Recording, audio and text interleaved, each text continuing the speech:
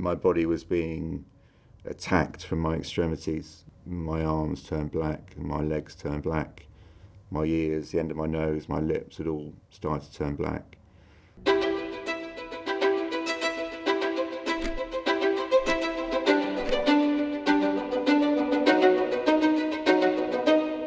So prior to falling ill, my life was amazing in one sense and pretty tragic in the other. So I was a stay-at-home dad for my little boy Sam. Lucy and I, when we had him, decided that she wanted to work. She loved her work, and I didn't. I didn't want to work. Didn't like my work. That part of my life was incredible. It was the best job I've ever had. It was just lovely.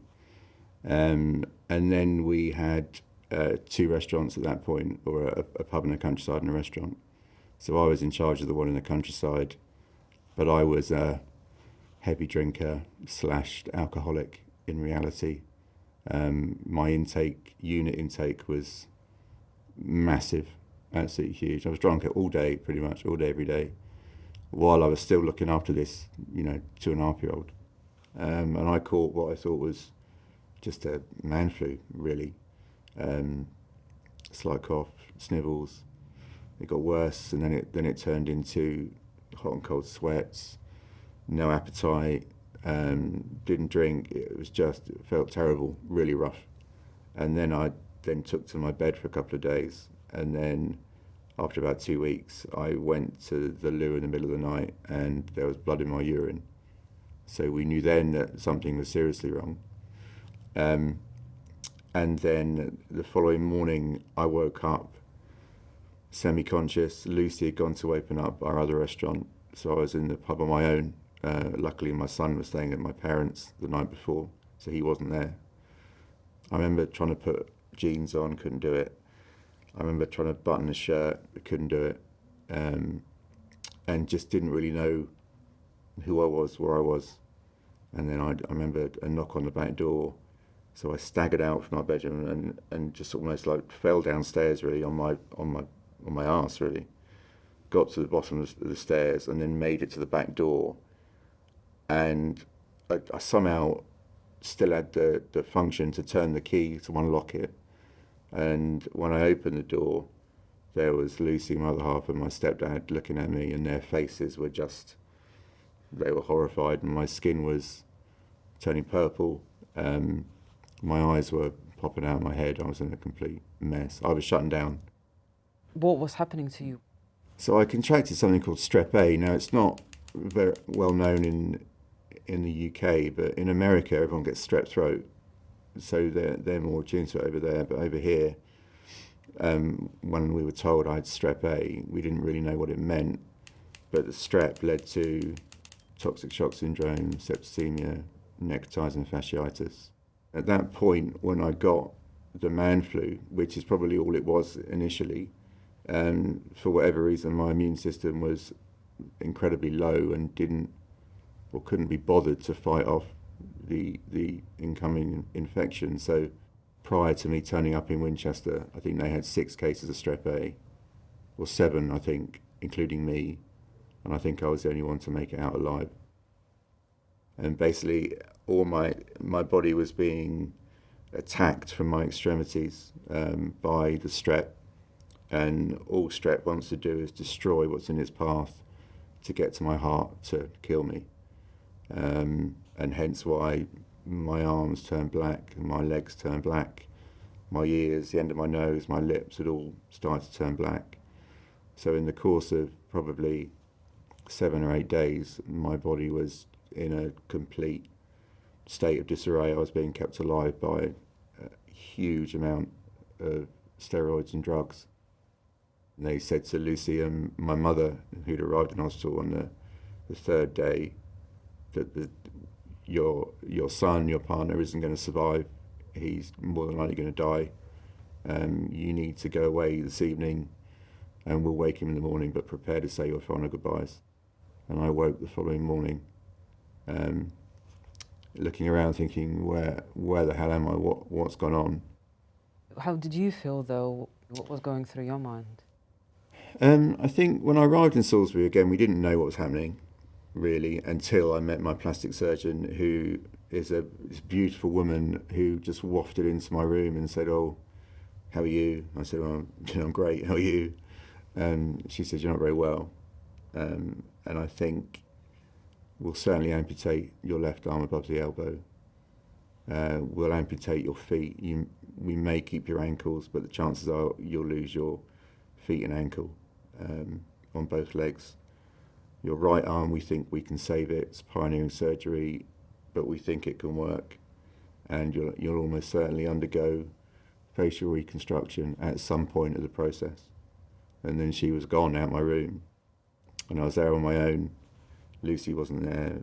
At that point, my best mate had flown in from France, and he wasn't in the room. And I was lying there thinking, I must be heavily drugged. That wasn't the conversation, was it, surely? She can't really mean that I'm going to lose my limbs.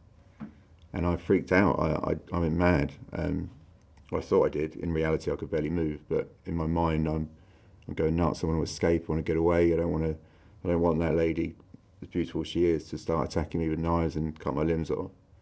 And I remember my best friend coming back in the room, seeing that I was distressed. And when I explained what had gone on, he just hit the roof. He went mad. And then Lucy found out, and she went mad.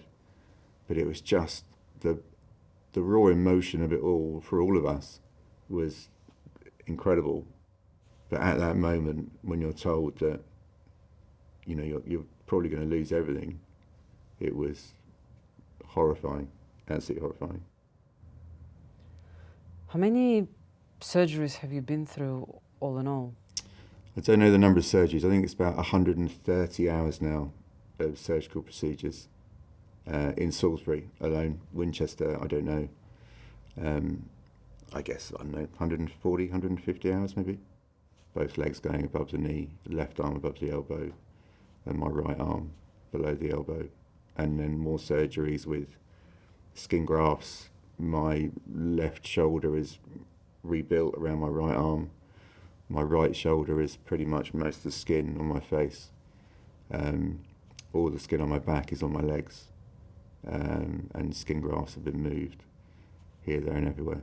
So it's been a complete remold, really, of my body. As I grow older, skin moves in different directions. Parts of your body aren't meant to go on to other parts of your body, so we're always on the lookout for problems, and I'm always going to have surgeries until the day I die. What do you think kept you going through the toughest time of it all? It was my son. He was the reason. I didn't want him to grow up without me, and I didn't want him to struggle with what was happening to me as well. So it was always he is the number one. We have to get it right for him, and we have to make everything, any decision, everything was formed around Sam. He was the basis of how we were going to get through it, understand it, talk about it, and then move forward with, or fashion a new life once I was out of hospital. What was his reaction when he saw you? Wow, I mean, bless him. I remember I didn't see him from the 17th of November to Christmas Day, I think it was. And I just missed him terribly. All of a sudden, I'm bored with excitement. I'm going to see my little lad. And Lucy opened the door, and in he came. And he's a tiny little thing, and he's looking around. And then he sees me in the corner, and you could see him sort of almost stop in his tracks, and then he hid behind Lucy's legs. Now, I wasn't surprised about that, because I looked terrible, and I was missing arms, or one arm in bandages, legs had gone. Visually, I was a complete mess, and not the dad that he saw on the 16th of November, the last time he saw me with legs and arms. So I understood his trepidation to come towards me. He wouldn't come close. All I wanted was a cuddle, more than anything in the world at that point. And I was kind of buoyant, staying alive, just to be with Lucy, be with Sam. But as soon as I saw him and his reaction like that, I just sank. It was as bad as it ever got. was that Christmas Day. And this was another defining moment in my journey, I guess, with them, was that the sister on the ward that night could see that I was down, uber down. And that just wasn't me. I'm not a down kind of guy. I'm easygoing. But she could see I was clearly upset. And she rang Lucy and she goes, Lucy, look, he's really bad. I've never seen him dip like this. He's always been buoyant. Is there anything that we can do for him, to bring in for him, that would make him cheer up as best he can? And Lucy said, look, the only thing he loves more than his son, or as much as his son, is his dog, my Labrador. And she said, bring her in. And then, yeah, Christmas Day that night, about 9 o'clock, in burst my joyous Labrador, bouncing around the ward.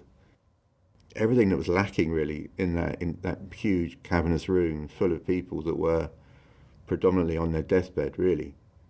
And then this Labrador bounced in, and it was just this amazing moment for all of us. And I'd never ever heard of a story where in intensive care you would allow a Labrador to come in, see a patient. And it was just that act of kindness from that one sister on the ward that just changed everything for us. I've seen so much in the NHS over the years, and I'm just astounded at how amazing it is when you need it the most, and we needed it the most at that point. And I just have the utmost of respect for anyone that works there. The level of care that I received it completely shaped who I am now because of what they did. What were those first several months out of the hospital like? They were pretty good, only because of my best friend, really.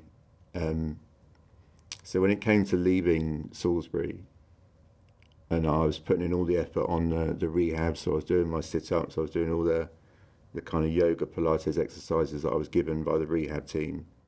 When it came to leaving, my best friend would fly in every 2 weeks when I was 8, fly in, just come and see me, have a chat.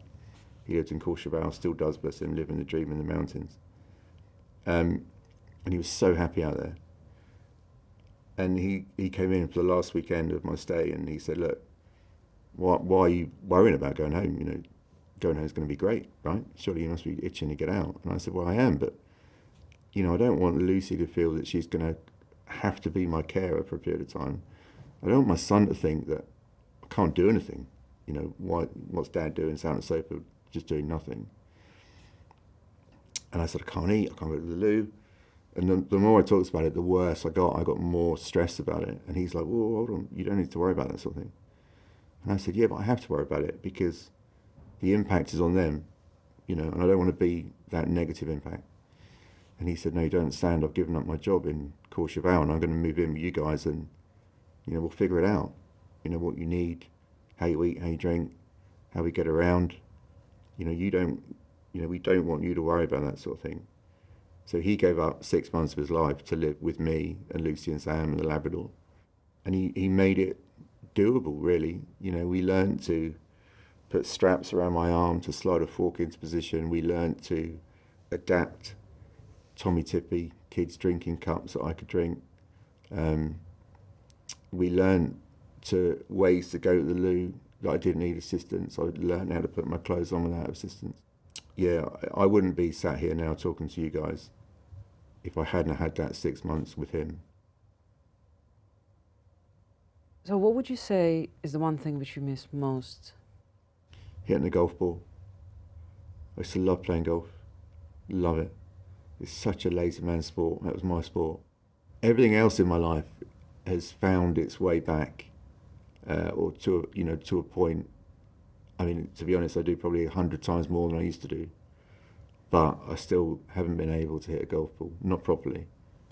But we have tasked some students in Bath. They have made a golf suit, which we're going to develop this year, that will enable me to twist round on my off-road motorbike / wheelchair, lean over the back, and there'll be prosthetics stitched into a jacket, which I'll zip up, and it will hold a golf club with the elbow joint. It should enable me to be able to hit a golf ball.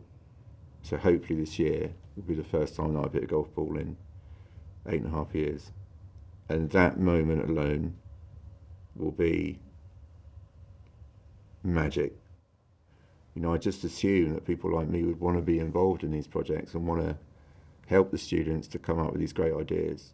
But actually, when you got into the unis, it was the opposite. They couldn't get people like me to come in. So I've been a guinea pig for 6 years now, all over the world, and I love it.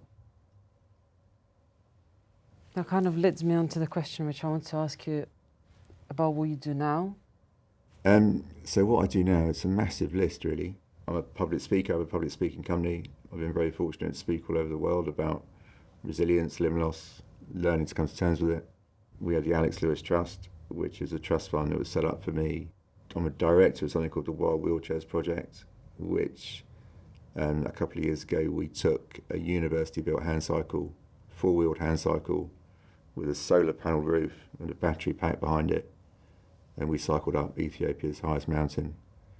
And we set up a wheelchair facility over in Bahadar, making affordable wheelchairs for Ethiopians with various disabilities, predominantly through polio, but a lot through war. All of this work is going to help tons of people. You know, the prosthetics have already helped. I think we raised £700,000 at the back end of the start of last year. So every child in the UK under 10 with limb difference gets a free arm. For everything that's been put into me, the millions of pounds in healthcare, the constant healthcare, the least I can do is to continue working and trying to make it better for others. So really my working life, my career started about 8 years ago. It wasn't when I was 33, certainly not. I didn't do enough with my education, the life that I had. I didn't make the most of it, and I regret that massively. What would you say are your biggest achievements to the date? Biggest achievement to date, by far, is my 11-year-old son. He's cool, he's kind, he's generous with his time. He is a mechanic slash prosthetist slash physiotherapist. He does everything. Stuff that I can't do, he will do. He knows how to fix my wheelchair. He knows how to take my wheelchair apart. And he's like, you know, Dad, it's amazing that you can do all this stuff. Limb loss is by far the best thing that's ever happened to me, because it altered my life completely. You know, nothing has been, the only constant in my life is Lucy and Sam and my best mate and my family. Everything else has been all over the shop. And limb loss has given me access to things that I never thought I would ever do or dream of doing. So whether it's cycling in the desert, whether it's kayaking around Greenland, yeah, I kind of roll out of bed every day thinking, I'm a lucky guy. Very lucky.